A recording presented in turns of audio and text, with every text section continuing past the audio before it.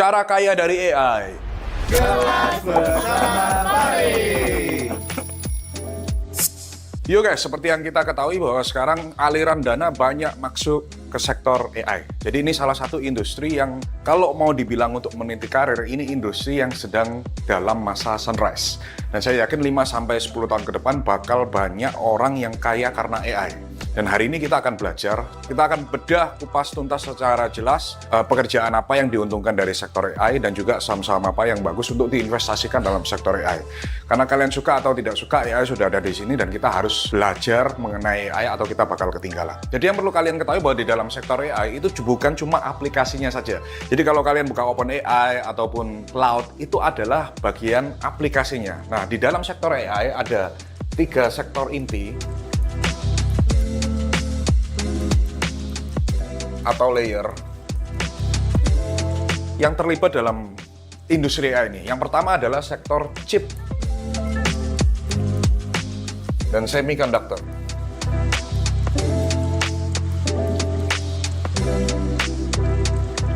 Yang kedua, setelah chip, tentu otomatis AI ini membutuhkan server. Makanya kita bilang namanya cloud dan infra. Paling gampang contohnya apa? Seperti kalau kalian membuka sebuah marketplace online itu membutuhkan sebuah server untuk menjalankan aplikasinya. Dan sama juga dengan aplikasi AI, selain mereka butuh chip, mereka juga butuh cloud dan infrastruktur atau server untuk menjalankan aplikasinya. Yang ketiga adalah tentu ini AI app yang kita pakai sehari-hari. Contoh di Thrift sendiri kita pakai OpenAI, ada yang juga yang pakai cloud untuk mempermudah pekerjaan kita. Nah, inilah 3 sektor inti yang akan kita bahas hari ini dan gimana caranya kita bisa mendapatkan profit dari sektor-sektor ini. Nah guys, saya tampilkan sebuah chart dari Bloomberg Terminal, kalian boleh lihat di sini. Bahwa supply chain dalam industri AI saat ini itu sebagian besar masih dipegang oleh 2 pemain besar, yaitu OpenAI dan NVIDIA.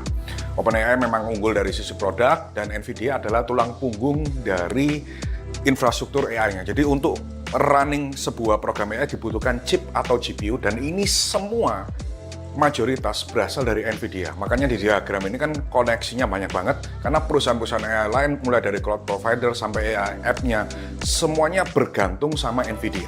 Dan tentu ketika sektor AI ini terus bertumbuh, kita lihat dari berbagai macam berita betapa banyak aliran venture capital ke dalam sektor ini, maka saham-saham ini akan otomatis valuasinya akan bertambah karena intinya semakin besar sektor AI, semakin besar juga pendapatan yang akan didapat oleh perusahaan-perusahaan ini. Dan layer pertama adalah chip dan semiconductor, ini masih juaranya dipegang oleh NVIDIA. Oke, sekarang kita bahas dulu dari layer pertama, yaitu mengenai chip dan semiconductornya. Di dalam layer pertama,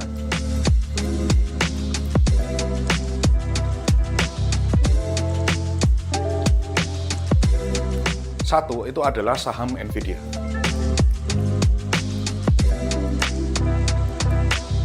Ini untuk chip dan GPU-nya. Yang kedua, salah satu pesaing NVIDIA saat ini adalah AMD. Kemudian yang ketiga, ada saham namanya TSMC. Ini adalah production dari chipnya, atau produsen chipnya.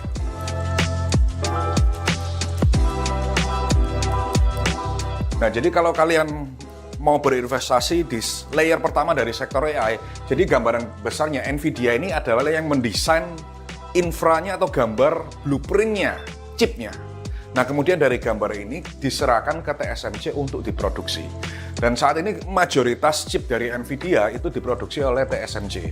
Jadi kalau kalian mau berinvestasi di saham-saham AI yang sudah tersedia di bursa saham Amerika, contoh di Thrift ada NVIDIA ada, TSMC ada, AMD ada, kalian bisa pilih dari salah satu ini. Kalau saya sendiri, personally saya udah pegang NVIDIA sejak dari 2-3 tahun yang lalu sebelum AI se-booming sekarang. But disclaimer on, not financial advice. Nah, kemudian kita masuk ke layer kedua, yaitu yang tadi saya bilang, yaitu adalah cloud dan infranya, atau servernya. Nah, AI ketika menjalankan aplikasinya tentu butuh yang namanya server, sama seperti kita buka aplikasi-aplikasi yang ada sekarang seperti Thrift juga butuh server, kemudian marketplace online juga butuh server, aplikasi AI pun juga sama.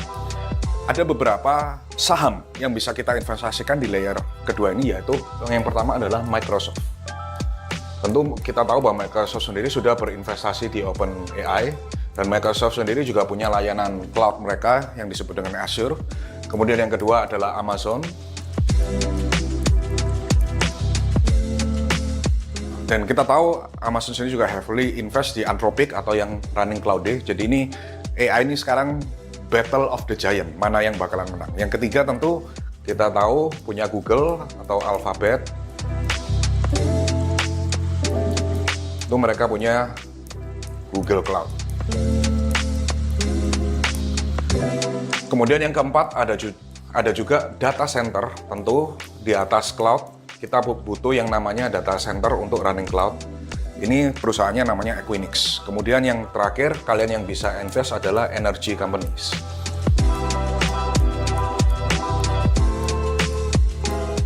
Nah, jadi di layer berikutnya, kalau kalian mau mencari peluang, kalian bisa melihat dari saham-saham ini mana yang bisa diinvestasikan dalam jangka panjang di sektor AI.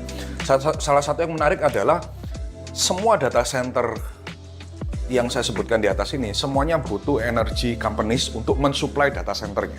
Jadi investasinya bisa nggak cuma terbatas di dalam cloud-nya, tapi juga bisa di dalam saham perusahaan-perusahaan energi. Nanti kalian boleh buka aplikasi Thrift, di situ ada saham Alphabet, Amazon, dan lain sebagainya. Dan kemudian yang ketiga adalah layer yang terakhir, yaitu AI apps-nya, yaitu yang kita pakai sehari-hari.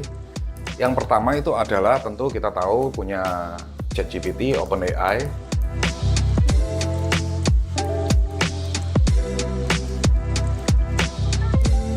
Yang kedua ada Anthropic atau Cloud.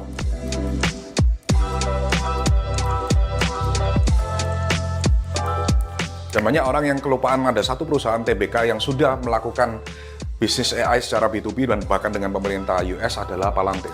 Ini yang punyanya Peter Thiel atau salah satu pendiri PayPal. Ini ada data analitik.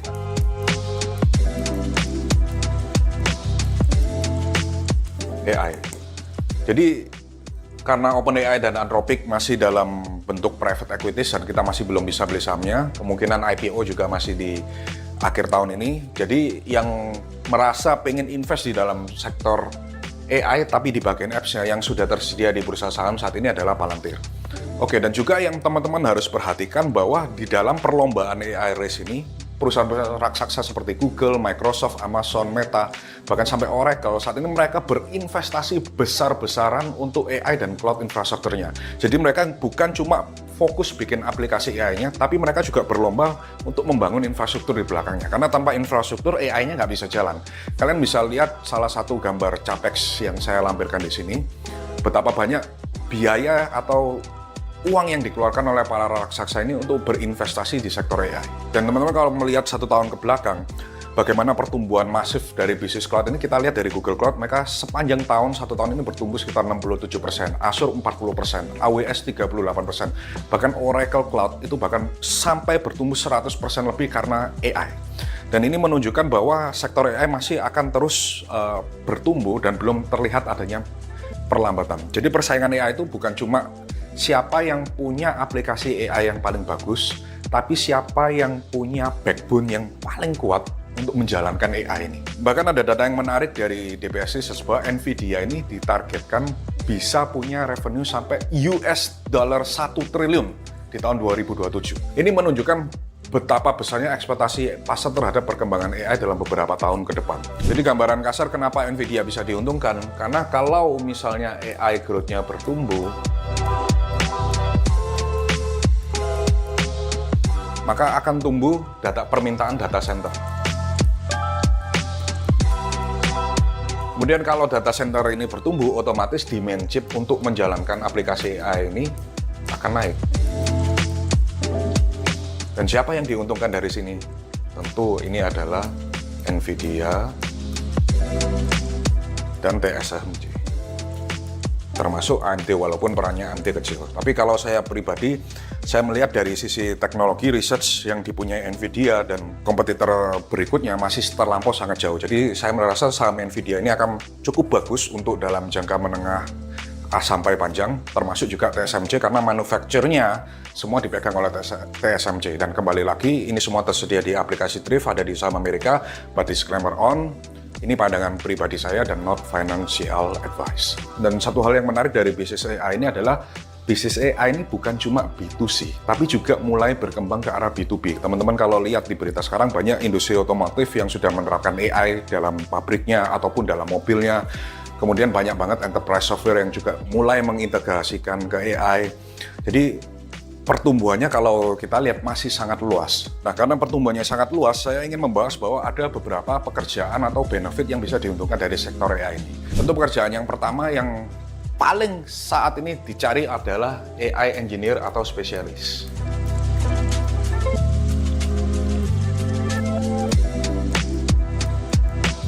Bahkan sebuah research dari Bloomberg Terminal yang dikeluarkan oleh JP Morgan, mereka mengatakan bahwa dalam beberapa tahun ke depan, jumlah AI engineer akan lebih banyak dibutuhkan daripada banker. Jadi istilahnya banker pekerjaannya akan mulai di take over oleh AI. Makanya saya bilang either we adapt or we die.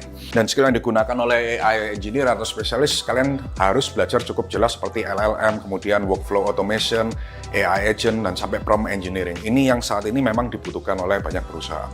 Kemudian dari data Bloomberg Terminal, pekerjaan kedua yang saat ini mulai banyak dicari oleh perusahaan-perusahaan adalah AI product manager.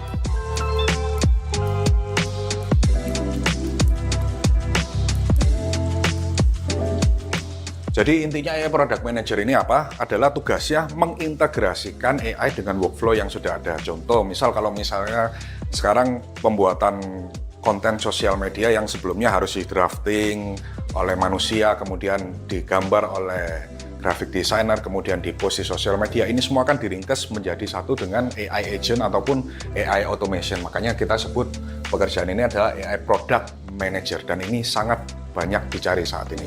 Yang ketiga ada AI Cloud Engineer. Sama seperti AI Product Manager yang tugasnya untuk mengintegrasikan AI ke dalam workflow bisnis perusahaan, AI Cloud Engineer adalah mengintegrasikan AI ke dalam server atau aplikasi yang sedang kita gunakan supaya menghemat cost-nya. Jadi contoh misalnya, sebagai contoh, Tris sendiri dalam 1 bulan kita bisa makan biaya server miliaran. Nah, dengan AI Cloud Engineer ini, mereka bisa mengoptimisasi expense dari cloud server kita sehingga lebih murah. Dan ini juga yang sedang dicari berdasarkan data Bloomberg. Dan yang terakhir, yang menurut saya yang sangat penting sekali karena kita berada di industri finansial adalah AI Enhanced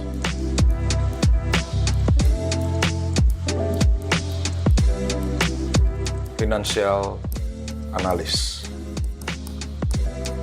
Jadi kalau sebelumnya analis dilakukan manual oleh beberapa analis, kemudian muncul paper research, saya percaya ke depannya AI akan menggantikan pekerjaan ini, dan tujuan utama dari AI Enhanced Analyst ini adalah mereka akan melakukan analis, kemudian forecasting, market movement, detection, dan lainnya dalam hitungan detik, juga makro analis, data analis, dan berbagai macam analis lainnya, sehingga saya merasa bahwa pekerjaan ini adalah salah satu sektor yang akan banyak digantikan oleh AI. Jadi bagi teman-teman yang mungkin sekarang lagi di industri dan punya posisi sebagai financial analyst, saya sangat menyarankan mulai belajar tentang AI. Oke, sekarang kita akan bahas 2 pemain dominan di dalam aplikasi AI, yaitu OpenAI dan Anthropic. Kita tahu sendiri bahwa saat ini aplikasi AI sekarang didominasi oleh 2 player, yaitu OpenAI dan juga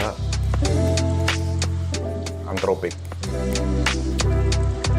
Dua-dua ini adalah pemain besar dan raksasa di industri ini, yang kita sering lihat seliweran di berbagai macam berita, dan diproyeksikan mereka akan IPO dalam tahun ini. Bahkan dua-dua ini diprediksi menjadi IPO salah satu yang terbesar sepanjang sejarah industri teknologi. Oke, kita bahas dari sisi investment atau bahasa sehari-harinya backingnya. Kalau OpenAI, backingnya adalah Microsoft. Sedangkan Anthropic, backingnya adalah Amazon. Dan kedua raksasa ini bertaruh di jagoan mereka masing-masing. Kemudian kita bahas dari sisi valuasinya. Kalau berdasarkan data terakhir, OpenAI ini memiliki valuasi sebesar 82 miliar USD. Sedangkan Anthropic mempunyai valuasi terakhir sebesar 900 miliar USD. Dan segera setelah ini melantai di bursa, saham-saham ini akan tersedia di aplikasi Thrift. Dan kalau kita melihat secara IPO-nya, mereka sudah menyiapkan proses IPO-nya lebih serius dan semuanya berekspektasi untuk IPO pada tahun ini, di tahun 2026. Dan kalau kita lihat dari lamanya perusahaan berdiri, OpenAI ini sudah ada sejak tahun 2015. Ini tahunnya sama seperti Thrift, karena Thrift juga mulai dari tahun 2015. Kemudian Anthropic sendiri baru berdiri di tahun 2021. Jadi seharusnya kalau secara jumlah dataset ataupun bank data, harusnya OpenAI lebih memimpin. Jadi kalau berdasarkan analisa pribadi, dari kedua player ini, siapa yang akan memimpin dalam backbone dan ekosistemnya, dia yang akan menjadi pemimpin pasar. Karena AI itu bukan cuma aplikasinya, tapi ada layer-layer di dalamnya seperti chip dan infrastrukturnya. Dan saya yakin either OpenAI atau Anthropic, siapa yang menguasai backbone-nya itu yang akan memimpin pasar. Jadi itu guys pembahasan kelas AI hari ini. Kalau kalian punya request topik lain yang menarik buat dibahas di kelas berikutnya, silakan komen di bawah dan happy cuan di sektor AI. Bungkus!